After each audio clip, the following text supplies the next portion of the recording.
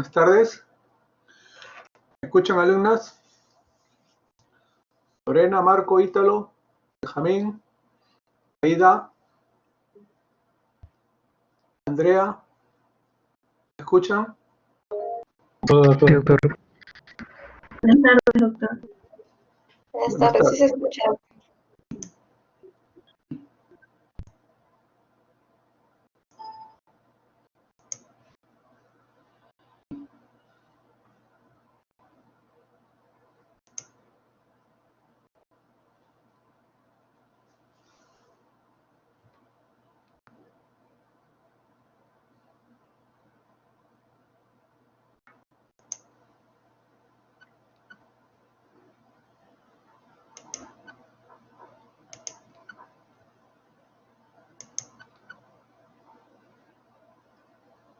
Ok, vamos a comenzar.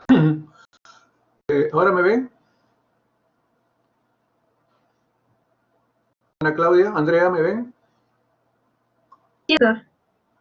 Ok. Marco, ¿me escuchas? Sí, doctor, sí se le escucha. Catherine Rosario, ¿me escuchas?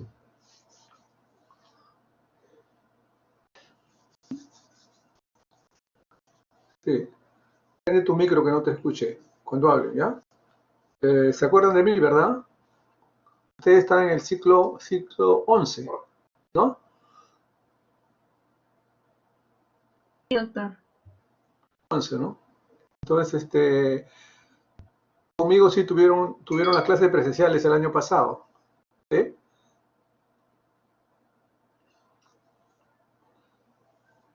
Sí, ¿Ana doctor. Claudia? Sí, ¿no? Sí, sí, doctor. Ok, perfecto. Bueno, como se acuerdan de mí, yo quería, antes de comenzar, hacerles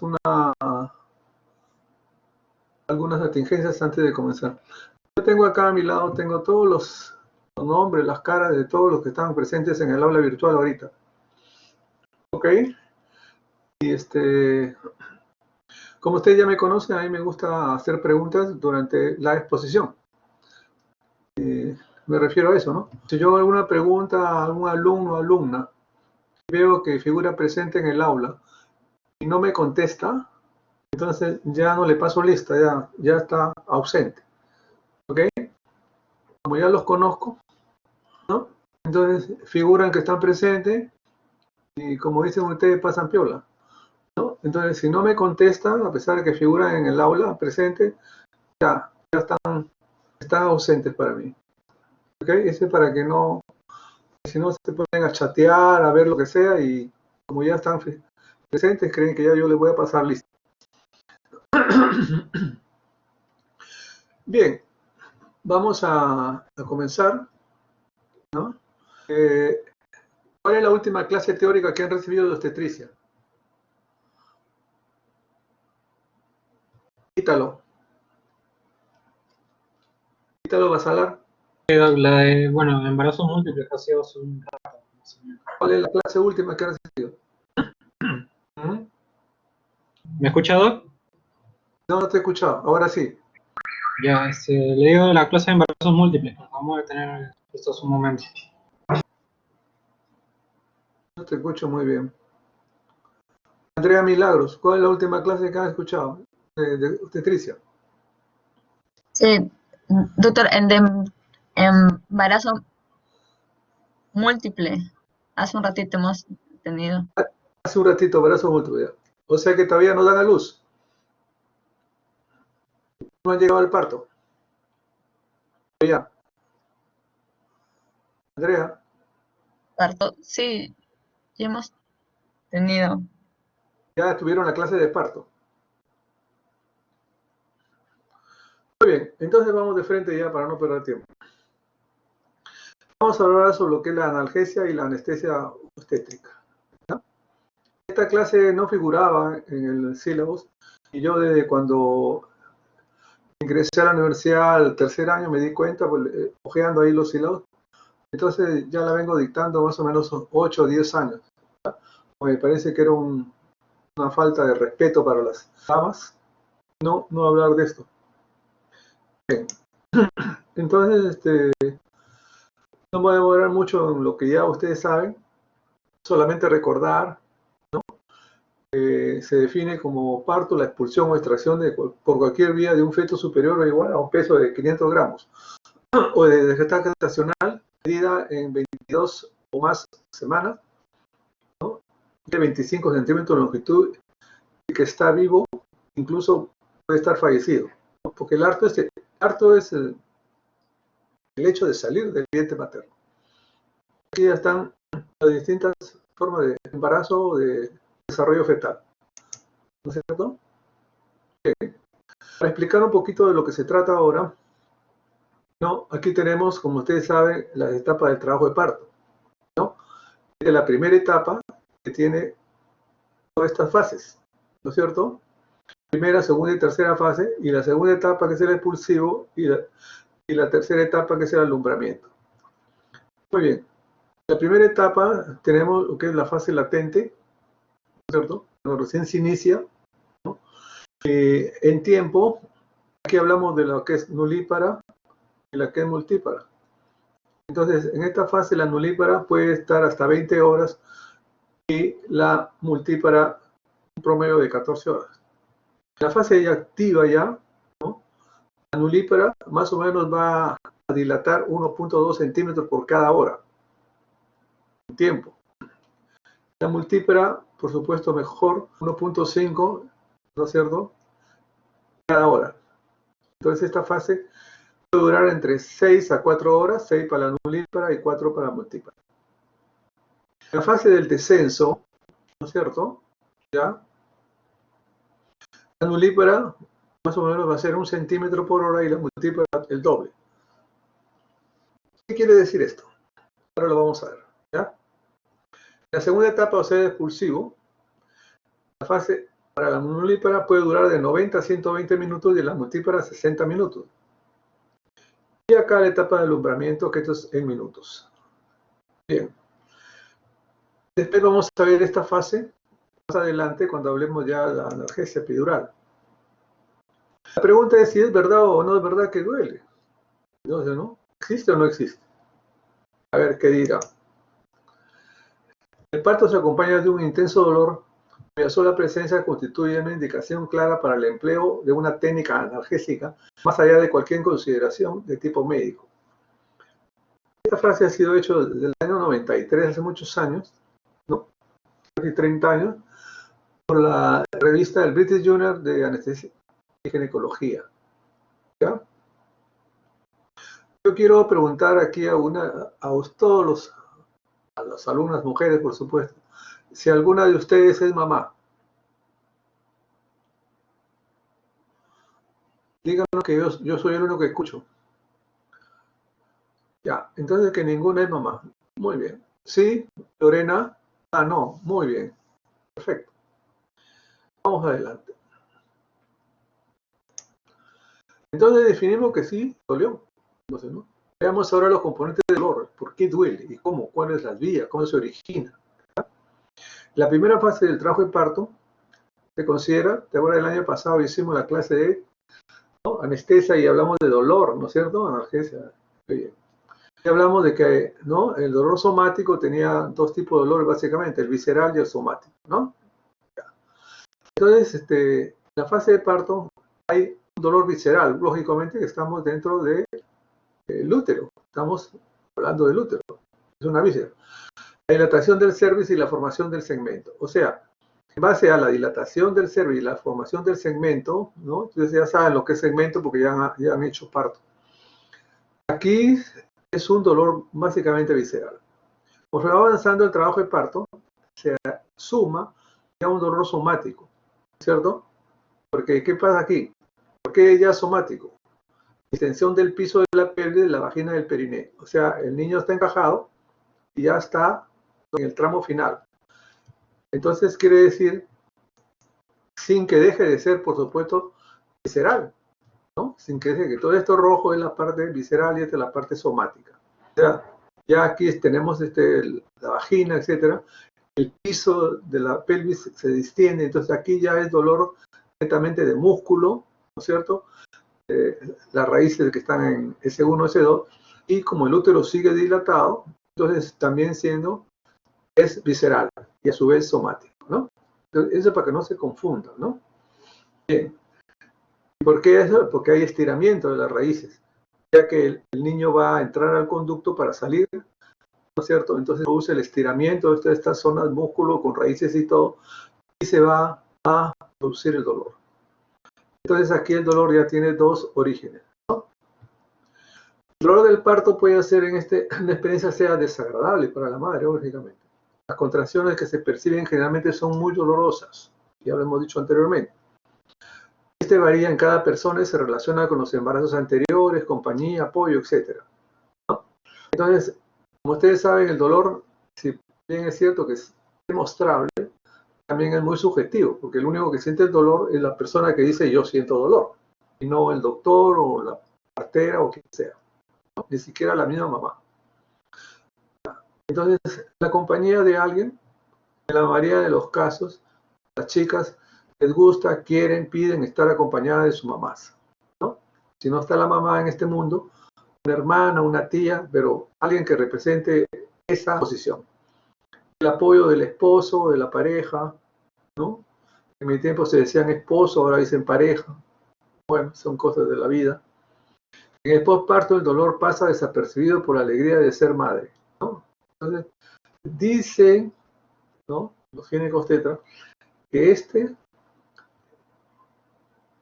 dolor que después que el niño sale, que viene el máximo dolor hasta que sale el niño, ¿no es cierto? Ese dolor se olvida muy rápido, ¿no? Se olvida muy rápido. Y eso hace, en muchos casos, que la mujer se vuelve a embarazar, porque es un dolor muy, muy, muy especial, muy huraño, que rápidamente se olvida, ¿no? Bien. No sé, yo nunca me he embarazado. Los estudios científicos documentan que el entrenamiento para el parto y las técnicas profilácticas tienen un resultado de disminuir el dolor.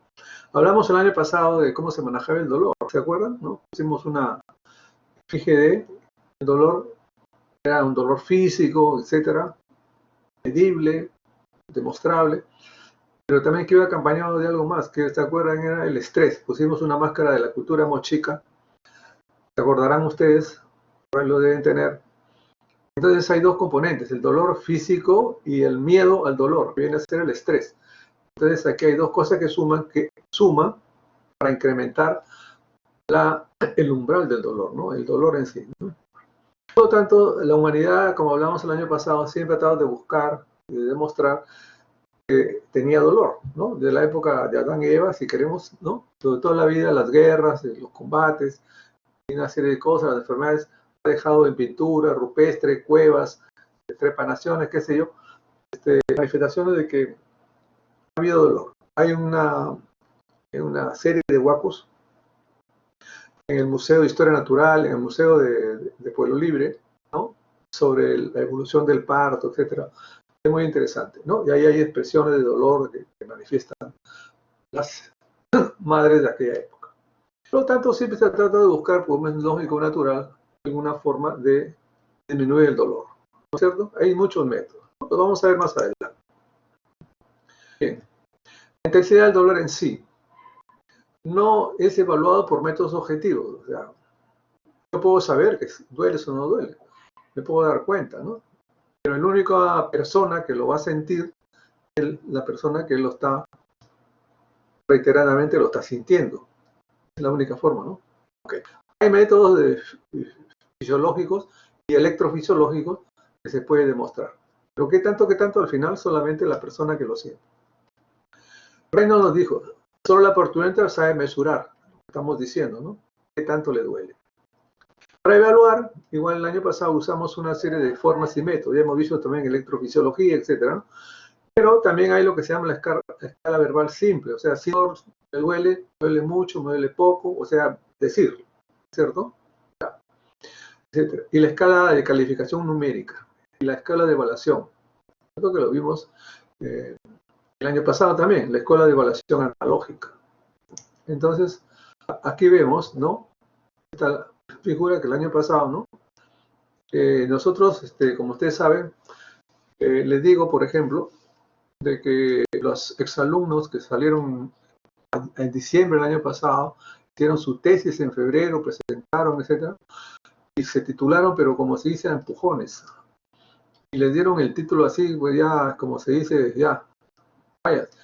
Y en gran porcentaje, no solamente de la Ricardo Palma, sino muchos, por el COVID-19, porque muchos médicos mayores no van a los hospitales. O sea que hay un 35% del 17 de marzo de médicos que no van a los hospitales por edad, o porque son hipertensos, diabéticos, han estado en quimioterapia, etc. O sea que el manejo del COVID ya entró con un déficit médico y otros que han muerto. Entonces los contrataron a casi todos, ¿no? Cuando uno acaba la carrera dice, uy, bueno, ya el cartón, ahora voy a buscar trabajo, ahora los fueron a buscar. ¿A qué me refiero? Y que han ido a zonas muy lejanas, donde a veces ellos son quechua hablantes, aymara hablantes, qué sé yo, ¿no? Entonces, esto es más o menos cómo nos podemos comunicar con ellos, ¿no? Para evaluar con ellas, para evaluar qué tanto dolor, ¿no? Hay otros factores que intervienen también, ¿no? En esto, ¿no? ¿Qué otros factores lo pueden aumentar? La primiparidad. O sea, cuando es primigesta, ¿no es cierto? El dolor suele ser mayor desde el punto de vista de la que lo siente, ¿no es cierto? Bien. ¿Por qué? Porque es una cosa nueva. Entonces, normalmente o mayormente están acompañados de su mamá, o una tía o alguien que hace esa función y le cuenta, le dice, sí, yo he tenido 2, 3 partos, es así, pero oye, pero eso es hablar, ¿no es cierto? Pero no es igual que el que la está sintiendo. Entonces, ese miedo a no saber qué viene o cómo es, hace que pueda incrementar la sensación del dolor. La madre es adolescente o añosa, ¿no? De los extremos de la vida gestacional, de la vida reproductiva, suele ser así, ¿no? Muy bien. El parto estimulado por fármacos, ¿no? A veces hay errores, ¿no? Y se estimula la contracción y no hay una buena dilatación y eso puede generar dolor, ¿no? Antecedentes de menorrea, sobre todo crónicas, ¿no? Hay mujeres que sufren de este problema, ¿no? ¿Usted ya lleva ginecología? Ana Claudia Grande, ¿ha llevado ginecología? Ana Claudia, va a tener falta, Ana Claudia no está.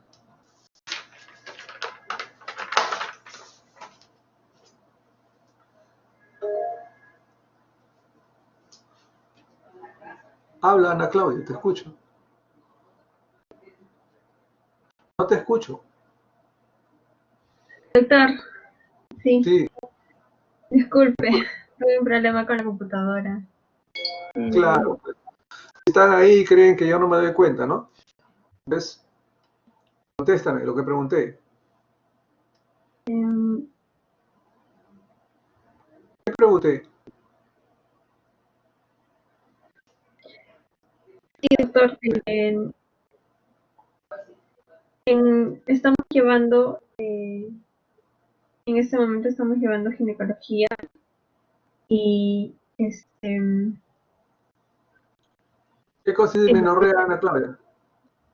la dismenorrea es el dolor que presenta una paciente entre los primeros días en que comienza la, la fase menstrual, la menstruación en realidad. Ya, Ana Claudia, pero no te vayas que en cualquier rato te llamas, ¿no? Deja de chatear. Ya. Feto muy grande también puede originar, ¿no es cierto? Estado de ansiedad o miedo, ya lo hemos dicho. Ausencia de apoyo emocional. Bien. Esta es una expresión, ¿no? La esposa de Carlos I, su fémina, su esposa, ¿no? Estaba en trance de dar a luz. Y ella acuñó esta frase, ¿no? Moriré, mas no gritaré. Y lo dijo Isabel de España, esposa de Carlos I. En aquellas épocas, la mujer no podía gritar cuando daba a luz o cualquier otra enfermedad, porque denigraba al rey, le hacía quedar mal al rey, o sea que tenía que aguantárselas, ¿no?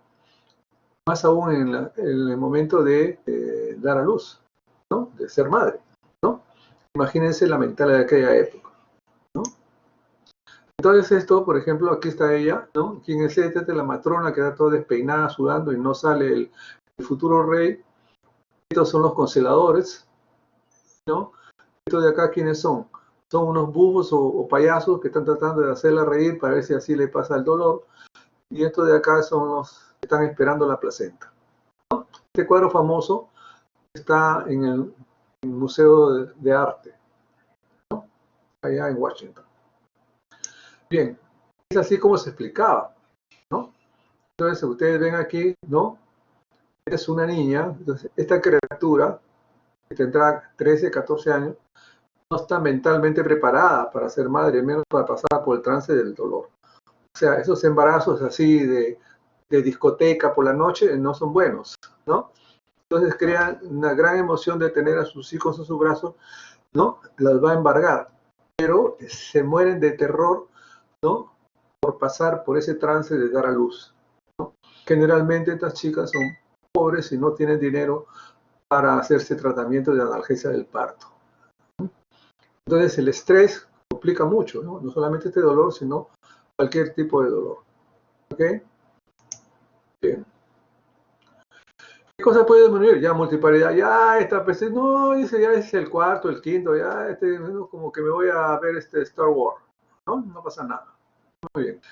Una preparación psicoprofiláctica también ayuda. Estado a nivel socioeconómico es relativo, ¿no? Porque si la persona es muy tímida, muy callada, no se comunica mucho, sí puede, en el punto de vista de que el que tiene alto nivel socioeconómico tiene capacidad económica para ir a una clínica y hacerse poner una epidural. En ese lado sí. Presencia de un acompañante, ya lo hemos dicho, y la posición materna, ¿no? Vamos a ver adelante esta última parte, ¿no? Muy bien. ¿Qué pasa con el dolor entonces? Estamos viendo cómo, fíjense, primero nos hemos dicho cómo se origina, si es visceral, si después somático, después es doble, visceral y somático, etcétera. Hemos dicho que puede incrementarlo, que puede morigerarlo o tratarlo de disminuir. Llegamos ahora ya a la parte fisiológica del dolor, ¿no es cierto? Lo que representa ese dolor mal manejado, medianamente manejado o bien manejado, ¿no? Entonces, cuando hay ese binomio dolor-estrés, viene a ser lo que se llama un síndrome, ¿no? ¿Por qué? Porque está caracterizado por aumento del gasto cardíaco, aumento de la actividad simpática, aumento de la actividad adrenérgica. Todos estos tres son, uno genera al otro, ¿no es cierto? Todo esto hace que se produzca aumento del consumo de oxígeno y la madre a su vez va a hiperventilar. Porque quiera o no, cuando viene la contracción, entonces el obstetra, la matrona, o su mamá o quien le esté ayudando en ese momento le dice respira rapidito, rapidito como perrito cansado y que eso te va a bajar un poco el dolor. Entonces, se suman todo esto, ¿no es cierto? Hace que si no está bien manejado el dolor, se pueda producir una desaceleración fetal, una transferencia de lactato y acidosis fetal. Ya no voy a explicar porque ustedes están llevando, ya han dado parto, o sea, saben ha sido todo el mecanismo del parto, la monitorización del feto, etcétera, saben eso muy bien, ¿no es cierto? O sea, ¿qué quiero decir? Si no se maneja bien el asunto del dolor, lo hemos visto en qué casos, puede suceder eso, no quiere decir que suceda, necesariamente, puede suceder eso. ¿Vamos? Bien. Entonces la pregunta es, ¿se debe dar analgesia o no se debe hacer? Si se debe dar, ¿por qué? Porque acabamos de ver el cuadro de Isabel, la esposa del rey, que no podía atreverse a gritar porque lo hacía quemar al rey. Imagínense la mentalidad en esa época, ¿no? Entonces eso ha venido arrastrando por siglos, ¿no es cierto?, a la humanidad, en todo el mundo, ¿ok? Entonces la mujer estaba como condicionada, parametrada, ¿no? De que, como se dice vulgarmente, debe parir con dolor, porque así estaba hecho. Y se agregaron algunos como dichos o dogmas religiosos, ¿no? Porque ustedes se acuerdan, ¿no?, de que la maldición que le dio Dios a la mujer, ¿no es cierto? ¿No es cierto? Y le dijo, pues, entre otras cosas, resumiendo, ¿no?, parirás con dolor, y etcétera, etcétera. Entonces nadie se atrevía a contravenir los designios de Dios. Los siglos han pasado, el mundo ha cambiado, entonces el dolor del parto estaba incluido dentro de, digamos, el paquete de lo que significaba dar a luz, traer un hijo al mundo. Entonces ya estaba incluido el dolor. Mentalmente las chicas están todavía, ¿no? Entonces la abuelita le dijo a tu mamá, ¿no es cierto? Ahí, Andrea, etcétera, ¿no es cierto? De que sí, pues, eres mujer, yo fui también así, tuve 3 hermanos y todos me dolieron. Tú también vas a ser, porque eres mamá, vas a ser mamá y vas a tener que pasar ahí. Entonces usted viene de la bisabuela, la abuela, mamá, de la mamá a usted y ustedes a sus hijos. ¿No? Entonces, pero eso hay que irlo rompiendo. Hay que irlo rompiendo. ¿No? Entonces el estrés materno provoca cambios hemodinámicos, ya lo estamos diciendo. Por lo tanto, la analgesia tendrá que dar algunos efectos positivos. ¿No es cierto? Ya. Bien. Vamos avanzando, si no nos va a ganar el tiempo. Entonces, la analgesia del parto se denomina así en la aplicación de una variedad de drogas anestésicas, analgésicas, en los espacios corporales, puede ser en el espacio epidural, subdural, vía sistémica, etcétera, para manejar el trabajo del parto. ¿Ya? Bien. Entonces, ¿qué problemas tenemos, no? Lo pasaba que dentro de los mismos nivel profesional, los mismos ginecostetras, las plurientas, etcétera, no consideraban necesario que se debe quitar el dolor. La concepción tradicional del parto, incluido el dolor, ya les he dicho, ¿no? Y el impacto negativo, ¿no?, que podría producir algún método de analgesia en el parto mismo, ¿no?, que puede afectar al parto, puede afectar al niño, etc. Entonces existen una serie de métodos, como son los ambientales, psicoterapia, profilaxia, acupuntura, hipnosis, los TENS, que son estimuladores eléctricas transcutáneas, y la analgesia inhalatoria. Estas son no invasivas. Modificaciones ambientales, en algunos países las ponen en salas a oscuras o semioscuras y le ponen música suavecita, ¿no? No le ponen malula, eso no, eso no. Sino les ponen, música clásica, ¿no? Aquí está la musicoterapia, el parto bajo el agua, el parto vertical, que está ya autorizado por ley en el Perú, a las que así piensan, ¿no? Psicoprofilaxis del parto, ¿no? Está destinado a fortalecer y ejercitar los músculos importantes del embarazo y del parto, adquirir una perfecta relajación corporal, les enseñan a respirar, a relajarse, etcétera, ¿no? Que eso les va a ayudar, ¿no? Seguro, aquí tenemos en mi hospital cómo van los días sábados esta señora, hacer sus ejercicios, ¿no? Pero a la hora y la hora se olvidan de todo, se jalan los pelos y gritan igual casi que el que no ha hecho el curso, ¿no? Bien. No todas, por supuesto, ¿no? Bien. Ya médicamente tenemos una serie de analgesia regional, como es la epidural simple con catéter, epidural doble con doble catéter, la analgesia epidural espinal, etcétera, etcétera. Vamos a hablar solamente de estas primeras.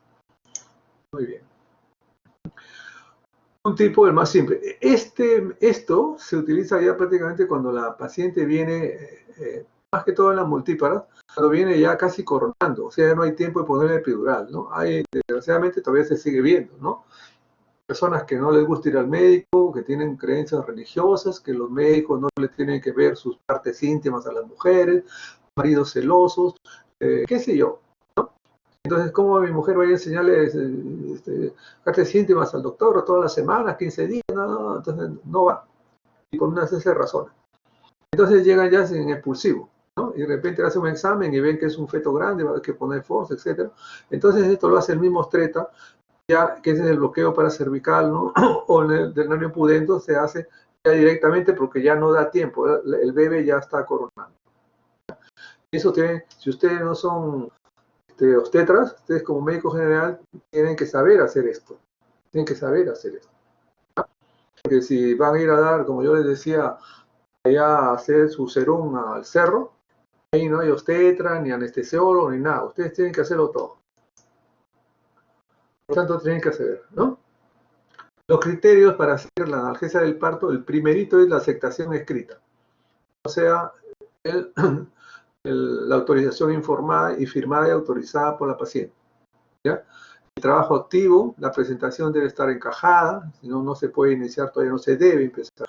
una desproporción cefalopélvica, incorporación mayor de 80 centímetros, de 80%, coordinación con el obstetra, ¿no? En el caso, siempre nosotros hablamos en conjunto con el obstetra, ¿no? Tiene que estar de acuerdo la paciente a aceptarla y el obstetra y nosotros nos ponemos de acuerdo, ¿ya?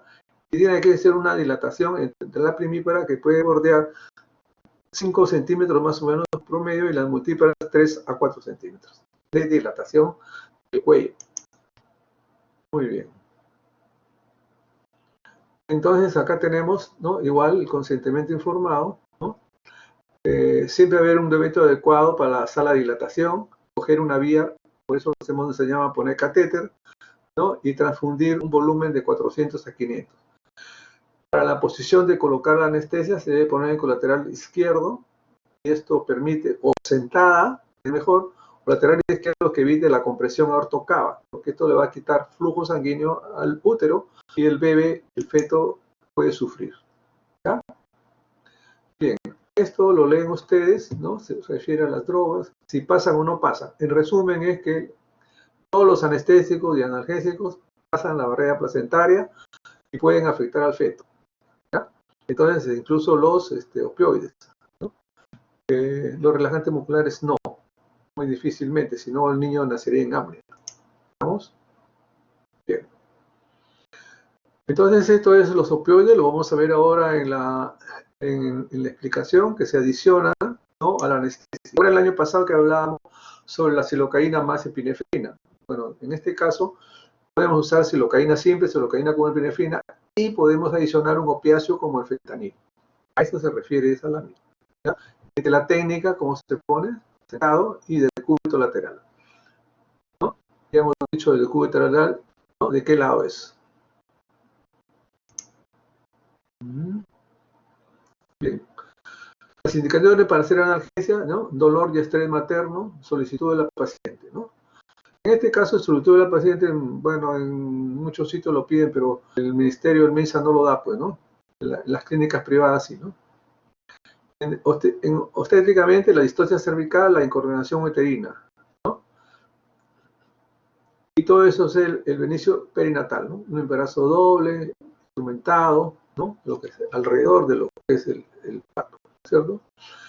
Muy bien. Muerte fetal, cesárea previa, todo esto va a llevar, ¿no? Lo que está alrededor del mismo parto a que se haga este tipo de procedimiento. Las contraindicaciones hay unas que son absolutas. O sea, si la paciente no quiere, no quiere. Nunca convenzan a un paciente, no solamente para esto, para obligarlo a hacer lo que se haga determinada medicación, estudio o cirugía. Lo peor que pueden hacer. No se hace si hay falta de equipamiento, sobre todo para hacer el monitoreo y la reanimación materno-fetal. Hemorragia preparto, terapia anticoagulante. Esto es en general para poner una raquilla o espinal, no se debe hacer si la paciente está anticoagulada. Infección en el sitio de la inyección y lesión ocupante intracraniana. Entonces estas son absolutas, ¿no? Ya. Muy bien. La relativa al dolor lumbar crónico, hay mucha gente, el 60% de la masa laboral activa en edad reproductiva se queja de dolores lumbares, ¿no? Ustedes mismos, de todos los 90 alumnos que hay ahorita en el aula, calculo que el 30%, a pesar de ser jóvenes, de alguna manera se quejan de dolor lumbar. Enfermedades anatómicas, enfermedad neurológica o ingesta de aspirina son relativas. Eso lo puede manejar muy bien el anestesiólogo. ¿Ya? Las ventajas son todas estas. Realmente es una técnica segura y efectiva en manos expertas. ¿Ya? Ustedes están obligados a ser una mano experta para poner este método, como médico general. Como anestesiólogo no se diga, ¿no? Reduce la necesidad de analgésicos sistemas y pueden reducir la depresión neonatal. O sea, podemos que ya no sea necesario, ¿no? Utilizar mucha dosis, ¿no? Etcétera. La madre debe estar sin estrés y alerta. O sea, cuando se hace la analgesia, no la anestesia del parto, porque hay que ser muy claro. A la madre nunca le hay que decirle, no, yo te voy a quitar el dolor del trabajo de parto. Eso es mentira. No se debe hacer. ¿No? Lo que se debe hacer es reducir el dolor. Eso se llama analgesia del parto. ¿Ya? Entonces la madre se va a sentir con menos estrés y va a estar más alerta, ¿no? Va a poder decir, ¿no? Porque madre que se le pone a la emergencia del parto puede caminar, ¿no? Reducción del dolor va a disminuir el trabajo de todo, o sea, se va a acelerar el parto siempre y cuando se haga en el momento adecuado. Hemos hablado de la dilatación, ¿cierto? ¿No? De 4 centímetros y 5 para las multíparas, ¿no? Cuando se pone la técnica, ustedes ya saben, del año pasado lo dijimos, la epidural y la raquilla, la presión va a bajar. Si es epidural, va a ser una hipotensión leve que es manejable por el médico, ¿no? Y también sirve en caso de que se complique el parto y ya no se busque el parto vaginal, sino se tenga que hacer una cesárea, ¿no? Bien. Algunas desventajas, si es que nosotros nos adelantamos, ¿no? A poner antes de los centímetros correspondientes, ¿no? Una desventaja, entre comillas, se había dicho que al inicio de la clase, de que más o menos hacía 1 hora y media por cada centímetro. Vamos a suponer que en la nulípara, ¿no? Ustedes multipliquen 1 hora y media por 3, ¿no? Entonces sale como 6 horas. Esas 6 horas para que llegue a 3 o 4 centímetros tendrá que soportar dolor, porque no se le puede poner el epidural todavía. Entonces es una desventaja, digamos. Ya. Por eso en la primípara pues tienen que esperar más tiempo aguantándose un poco los dolores, ¿no? Si no tienes anestesiólogo, lo haces tú, tienes que saber manejar bien la técnica, ¿no? Una desventaja, posible cefalea postpunción. Esto se da en cualquier persona que le hacen una epidural, sea hombre o mujer. ¿No es cierto? El equipamiento, ustedes lo ven, tiene que tener todo el equipamiento que se necesita en una sala de observación, en una sala de dilatación, en una sala de recuperación, ¿no? Bien. Esta es la posición en caso de sentado, ¿no es cierto? Ya saben ustedes, la línea media y la línea, ¿no?, que va en el borde superior de la cresta ilíaca. Hacemos acá una línea y la otra línea siempre en el eje central sobre el borde final de las costillas flotantes. Esto nos va a dar un espacio y 2 espacios para proceder a poner nuestra anestesia epidural. ¿Ok? No se olviden. Muy bien. La técnica en sí, ¿no? Siempre con un catéter venoso 18 para hacer una buena infusión, pasar aproximadamente unos 500 mililitros o medio litro de suero fisiológico para evitar la hipotensión que siempre se va a producir después de la técnica, tanto raquidia como epidural, ¿no? Tener un reporte o registro donde se apuntan todos los valores maternos y fetales basales, ¿no? Con qué presión de la madre empezamos, cuánto es la oxigenación, cuántos son los latidos, igualmente latidos fetales, etc., ¿no? La posición ya hemos dicho y por qué, ¿cierto? Muy bien. Este es un equipo, ¿no?, epidural. Aquí está la aguja epidural. Este es el mandril o guiador que va dentro de la aguja, la jeringa, el catéter, etc., ¿no? Un filtro. Ahí se está colocando. El cubo lateral sentado. Muy bien. Cuando se hace epidural, ¿no es cierto? Igualmente, ya hemos dicho esto, de hacer las determinaciones basales, tener siempre, ¿no?, a la mano todos los elementos. Generalmente, no generalmente, sino la madre que está a término tiene el útero dilatado y empuja el estómago hacia arriba. Entonces está propensa a la regurgitación. Es una buena conducta, ¿no?, dar, por ejemplo, un antiácido no particulado, por si acaso haya vómito, regurgitación, evitar el proceso de posible aspiración, ¿no? Si se produjera la hipotensión, tenemos cómo manejarlo, ¿no? Se usa básicamente con dos elementos. La efedrina. La efedrina es una, ¿no?, estimulante parasimpático, ¿no?, hipertensor, ¿no?, o la etilefrina, conocida como efortil. En estas dosis y por estas vías.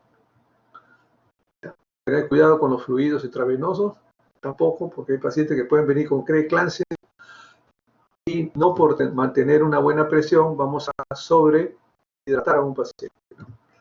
pacientes no deben comer salvo líquidos y pueden caminar. Por lo tanto, pueden hablar y decir cómo se siente. Este es el método simplificado, ¿no es cierto? ¿Ya?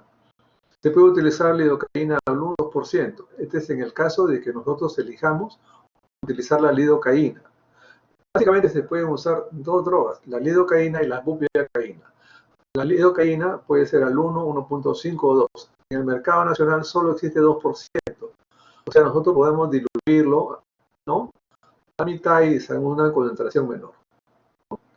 Se pone una dosis inicial, ¿no?, de unos 5 centímetros, se esperan 10 minutos para ver cómo reacciona la paciente, si es alérgica o no hay ninguna reacción brusca. Entonces, luego ya recién se coloca a los 10 o 15. Si ustedes suman, ¿no?, 15 más 5 son 20 o 10 más 5 son 15, que es más o menos el volumen de la misma concentración que se debe poner, ¿no es cierto?, para la analgesia ya en el espacio subdural o epidural en el caso de la anestesia epidural. ¿No es cierto? Bien. En el caso de la bupivacaína, ustedes ya saben porque me conocen, ¿no? Se me paran pidiendo la fija. Yo ya les he dicho, cuando yo cambio de color, ¿no? Ya. Muy bien. En esta técnica es más o menos parecido, ¿no es cierto? En el caso de la bupi, la concentración será, mira, al 0.08, ¿no?, o al 0.1, ¿no? También se puede agregar un opiáceo como es el fentanil en esta dosis, ¿no? Y un permanente monitoreo materno-fetal, que es lo más importante, ¿no? A medida que el avance del trabajo de parto, por descenso de la cabeza fetal y distensión perinatal, la frecuencia de los bolos suplementarios será más frecuentes para agregar al bolo fentanil. ¿Qué quiere decir esto? Como ya hemos puesto, entonces el parto se va a acelerar. Entonces las contracciones van a ser ya no cada 4 minutos, cada 3, ¿no? Cada vez es más intensa porque la cabeza va bajando, bajando y va estirando, estirando, y ahí viene ya el dolor no solamente visceral, sino el somático. Entonces se agregan estos dolores, entonces la mujer se incomoda más y pide más dosis. Entonces quiere decir que la dosis sucesiva, porque hemos dejado un catéter puesto, ¿no?, vamos a agregar más o menos de 5 a 10 centímetros conforme este evento se vaya presentando, porque ya la cabeza está casi coronada. A eso se refiere. ¿Ya? Bien. Algunas complicaciones, pues hipotensión sostenida. La hipotensión sostenida es peligrosa porque puede afectar al feto. O sea, baja, ¿no?, el flujo útero placentario y lógicamente le llega menos sangre, menos oxígeno al feto, ¿no? Entonces, por eso es que hemos dicho siempre un suero, una vía con un catéter grueso, pasar unos 500 del suero fisiológico, monitoreo de la presión basal, monitoreo de la presión después del procedimiento y corrección. Si baja la presión, tenemos que inmediatamente corregirla para este tipo de problemas. ¿Ya? Bien, estamos hablando de la técnica de la analgesia, ¿no? Entonces, bien. Si no hay pericia de hacerlo, no están acostumbrados, no son anestesiólogos, entonces pueden haber alguna complicación que puede ser el bloqueo asimétrico unilateral. ¿Qué quiere decir? Que se le duerme la mitad de la barriga, o la parte de arriba o la parte de abajo. La medicación sistémica sí es peligrosa porque si entramos a un vaso, puede entrar a la vía venosa o arterial, puede entrar al torrente sanguíneo. El año pasado, cuando hablamos de anestésicos generales, dijimos que los anestésicos son tóxicos, si pasa sangre. Por eso es que no se debe poner en el mismo sitio de la herida sangrante. Esa se acuerda, ¿no? Aquí vuelve a tomar nuevamente importancia, evitar siempre aspirar para ver que no está en un vaso, ¿no? Un bloqueo espinal total, que es fatal, porque en este caso puede haber anestesia total, quiere decir que se anestesia desde el cuello hacia abajo y puede haber parálisis de la reacción, ¿no? Ese es lo que se llama la inyección, el bloqueo espinal total por inyección inadvertida. Puede llegar hasta el paro cardíaco. Por eso que siempre que hay una sala de dilatación o de evaluación de pacientes debe haber personal y material para hacer el RCP, ¿no? Otras complicaciones son los escalofríos y temblores relacionados con la hipotensión. Por eso que la material es básica, ¿no? Convulsiones, ya hemos dicho por qué, ¿no? si se pasa a una vena, se absorbe y puede haber el efecto tóxico, ¿no? Extensión del bloqueo epidural, hipoventilación, bloqueo. Si la anestesia sube demasiado, va a comprimir, como lo dijimos el año pasado, el músculo diafragma, ¿no? Ya. En el caso de la analgesia, que por más que pensamos que lo hemos hecho bien, no funcionó. La anestesia en ajedrez es igual, ¿no? O sea, la anestesia un pedacito acá, un pedacito por allá, eso no sirve. Lumbalgias por la función misma, por entrar al canal raquídeo, y complicaciones neurológicas que son muy raras, pero generalmente son de tipo tóxico. Bien. Esto no lo vamos a hacer el otro trozo porque ya no se usa acá en el país, ¿no? Lo hicimos nosotros en el Hospital Almenara, ¿no? Bien. Aquí está la anestesia, ¿no? En el caso que la cosa no vaya bien, el trabajo de parto, se produzca lo que es la cesárea de emergencia, la misma anestesia epidural, por eso aquí se confunden entre anestesia del trabajo de parto y del parto. Entonces, una cosa es el trabajo de parto y otra es el parto, que puede ser por dos vías. Por vía vaginal, con el mismo catéter que hemos puesto para la analgesia, simplemente se agrega más dosis o se sube la dosis. O que una paciente que no tiene nada viene de la calle y se le va a hacer una cesárea, ¿no? Entonces, a esa sí es anestesia del parto en este caso. No es analgesia, es anestesia. No. En ese caso será si la paciente no tiene catéter, o sea, no estaba con analgesia, venía de su casa, por decirlo, y llega a la emergencia. Si es muy urgente y en la fase casi expulsiva, se puede poner dosis única, ¿no? O sea, se puede hacer una, si el obstetra dice, no, si sale por abajo, por vía vaginal, entonces se hace una dosis única de anestesia del parto. Y va a salir el feto, eso obviamente pacientes que son multíparas, ¿no? Si es de emergencia y no está con gran dilatación, se puede colocar, sobre todo en las multíparas, como hemos dicho, ¿no? Ese es en el caso ya de la anestesia cesárea, que como estamos comentando, ¿no? Hay paciente que ya vino solamente para dar a luz por cesárea, ¿no? Estas son una serie de las principales indicaciones para hacer la cesárea, ¿no? Cirugía uterina, cesárea previa reciente, mujeres que se embarazan y le dicen que no se vuelvan embarazadas hasta dentro de un año, pero se les escapa, como dicen ellas, y salen embarazadas, ¿no? Aquí está la técnica, ¿no? Esto ya para la operación cesárea, ¿no? Que se puede hacer con dos técnicas, la técnica espinal o raquidia y la técnica epidural. No se confundan, ¿ya? Este es en el caso de la anestesia raquidia para cesárea. Igualito, hay que un antiácido, coger vía, ¿no es cierto? Y elegir el agente anestésico, ¿no? Que puede ser la bupivacaína en esta concentración, ¿no? Lo único que acá, la diferencia es que esta paciente no ha estado en analgesia, así que no tiene catéter, no ha recibido nada de nada. Las recomendaciones parecidas o casi igualitas para la analgesia del parto, ¿no? Bien. La diferencia y las desventajas entre una y otra, ¿no?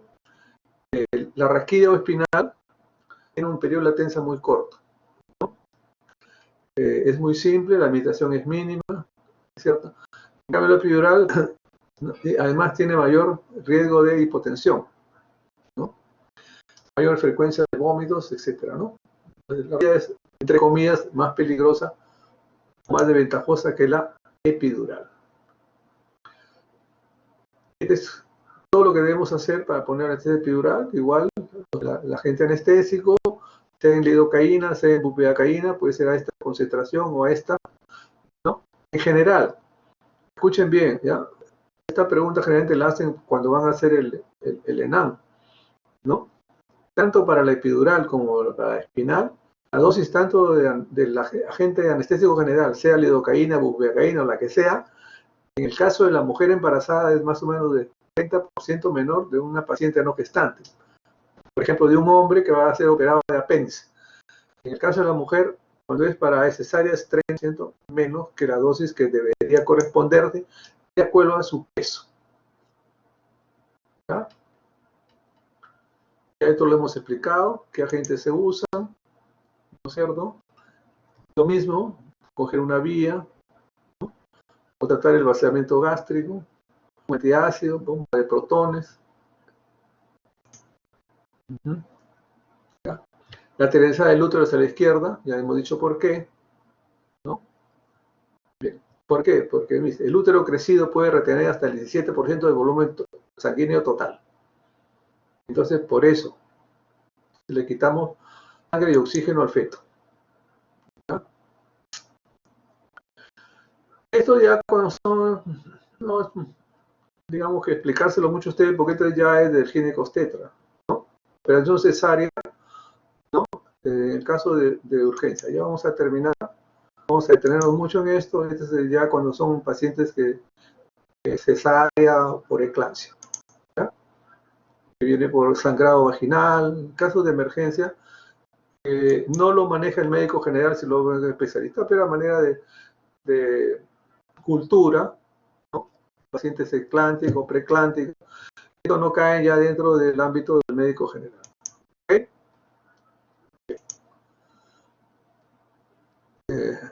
Ustedes lo que tienen que hacer en este caso, cuando se trata de pacientes preeclánticos, lo que tienen que hacer como médico general es derivar a esta paciente. Como médicos sí pueden empezar a hacer el tratamiento de inicio, ¿no? Tratamiento de inicio. Ustedes ya le están enseñando ahora lo que es la eclampsia y la preeclampsia, ¿no? Pero no se metan a atender un parto en una paciente que tiene este diagnóstico. Es mejor derivarlo. Pero sí pueden iniciar, coger una vía, incluso si tuviera peligro, usar el magnesio, etc.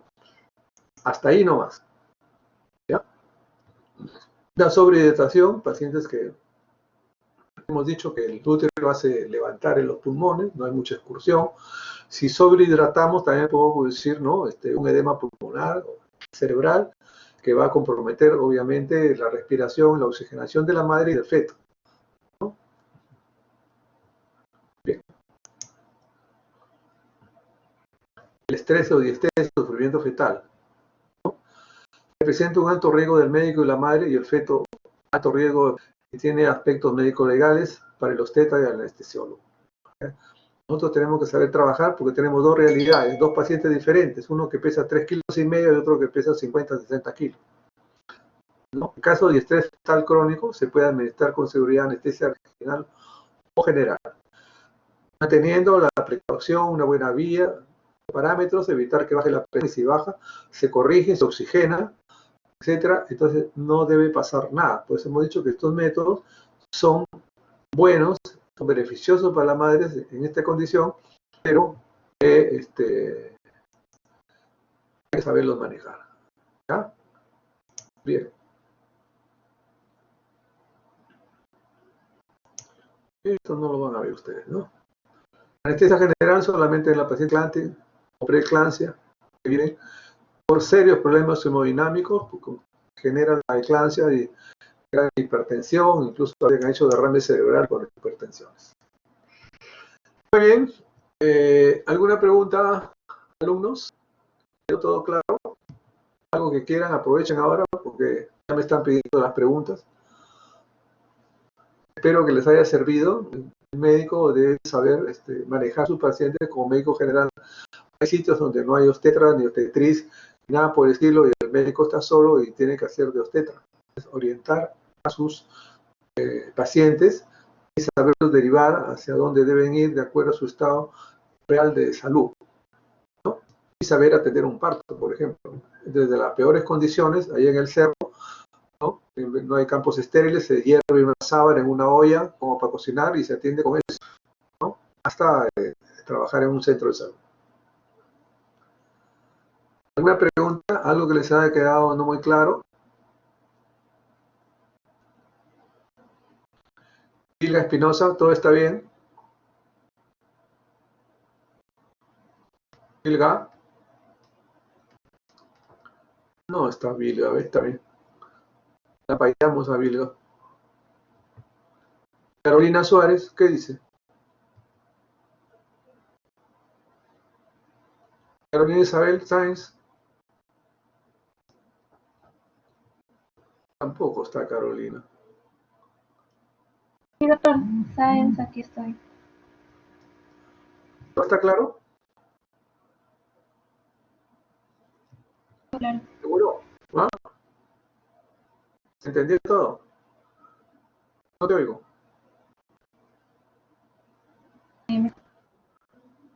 ¿Tenéis Ávila? Sí. Ya, Carolina, no te esfuerces. Solo te escuché ya. Andrea Vignali.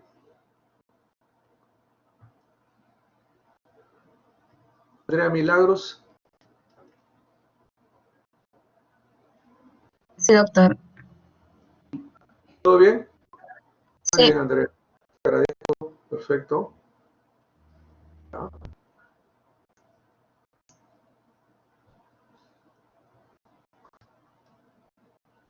Karen Milagro va, dice.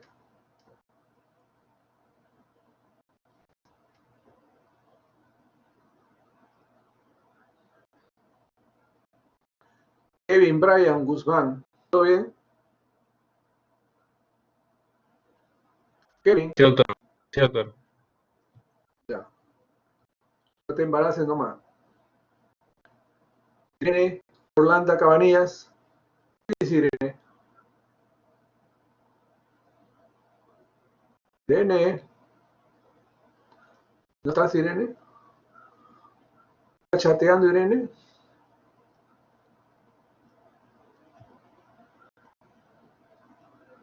Ujú.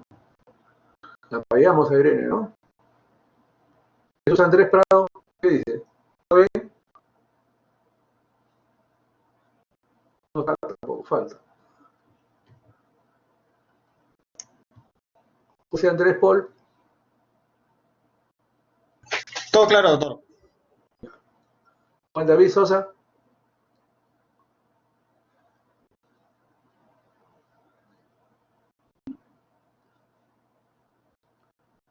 Muy bien, David. Julio Fabricio Ponce.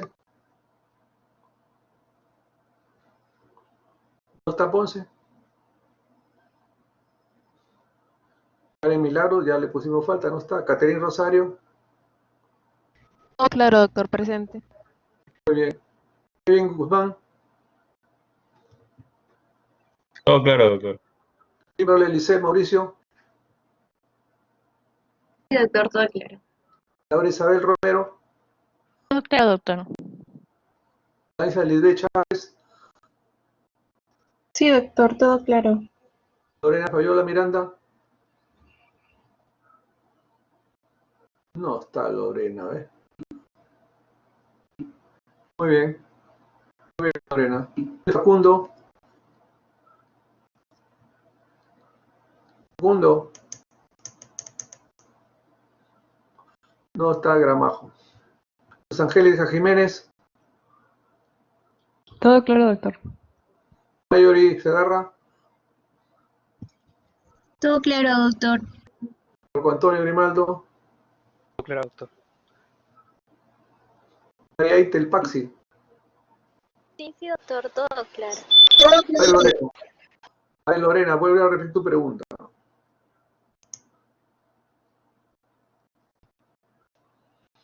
¿Qué dice acá? ¿Qué pasaría si nos encontramos con un parto en un taxi? ¿Podríamos ayudar o qué necesitaríamos? Bueno, eso depende de en qué estadio está. Si ya está el parto expulsivo, lo único que te queda es recibir al bebé en las mejores condiciones de asepsia, no se puede hablar de limpieza, ¿no es cierto? Y pinzar el cordón, ¿no?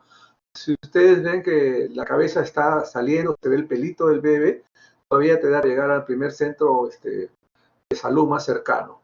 ¿Ya? Ya. ¿Eso responde a tu pregunta? Bien.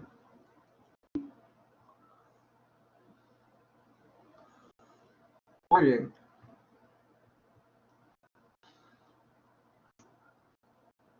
Eso tiene que estar preparado. Bueno, ustedes tienen que ir a su clase, a su teoría, ya no les quito más tiempo. Y ha sido un grado, entre comillas, vernos, ¿no? Espero que el otro año nos estén viendo. Ya el otro año ya hacen internado, ¿no? Lorena Fabiola, ¿sí?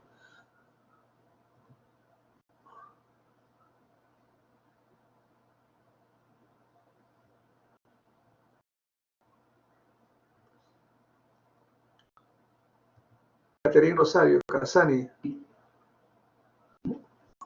Doctor. ¿hacen internado el otro año? 2022 todavía, doctor. Ya. El 2022, ¿no? Muy bien. Cuídense pues, ya nos vemos el otro año, ¿ya? Nos vacunemos. Un gusto haberlos tenido en el aula y será hasta luego, pues ya. Adiós. Gracias. Gracias, doctor. Adiós, adiós, adiós. Hola, doctor, gracias. Adiós. Los extraño mucho, sí.